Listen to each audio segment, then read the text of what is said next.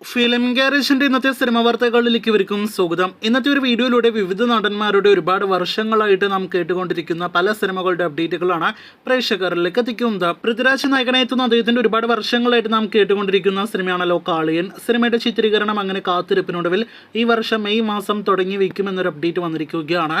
ആടുജീവിതം എമ്പുരാൻ കഴിഞ്ഞാൽ പൃഥ്വിരാജിന്റെ ഒരുപാട് നാളുകളെടുത്ത് ചിത്രീകരിക്കേണ്ട സിനിമ കൂടിയാണ് കാളിയൻ.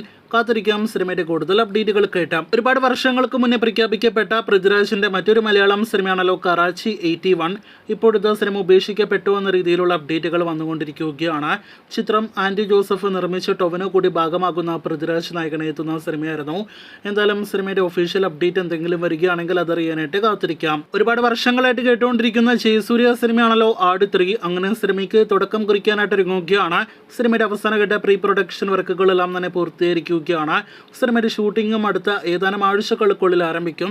ഈ വർഷം അവസാനത്തോടെ ആട് 3 എന്ന ജയസൂര്യ സിനിമ തിയേറ്ററുകളിലേക്ക് എത്തുമെന്നാണ് അവസാനമായിട്ട് വന്നിരിക്കുന്ന അപ്ഡേറ്റ്. ഒരു സമയത്ത് ഏറം പോലെ ഒരുപാട് നാളുകളായിട്ട് നാം കേട്ടുകൊണ്ടിരുന്ന സിനിമയായിരുന്നല്ലോ പള്ളിച്ചട്ടമ്പി. ടൊവിനോ നായകനെത്തുന്ന പള്ളിച്ചട്ടമ്പി എന്ന സിനിമയുടെ പൂജ നാളെ ഫെബ്രുവരി 19 തീയതി രാവിലെ 10 മണിക്ക് കൊച്ചിയിൽ വെച്ച് നടക്കുകയാണ് എന്നൊരു ഒഫീഷ്യൽ അപ്ഡേറ്റ് ഇന്ന് പുറത്തു വന്നിരിക്കുകയാണ്. ജനഗണമന, മലയാളി ഫ്രം ഇന്ത്യ എന്നീ സിനിമകൾക്ക് ശേഷം ഡിജോ ജോസ് ആന്റണി സംവിധാനം ചെയ്യുന്ന സിനിമ കൂടിയാണ് പള്ളിച്ചട്ടമ്പി.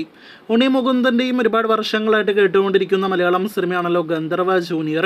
മാർക്കോയ്ക്ക് ശേഷം വരാനിരിക്കുന്ന ഉണ്ണിയുടെ അടുത്ത പാനന്തൻ സിനിമയുടെ ഷൂട്ടിംഗ് അപ്ഡേറ്റ് പുറത്തു വരുമ്പോൾ ഈ വർഷം മെയ് മാസം സിനിമയുടെ ചിത്രീകരണം ആരംഭിക്കും എന്നൊരു അപ്ഡേറ്റ് പുറത്തു വന്നിരിക്കുകയാണ്.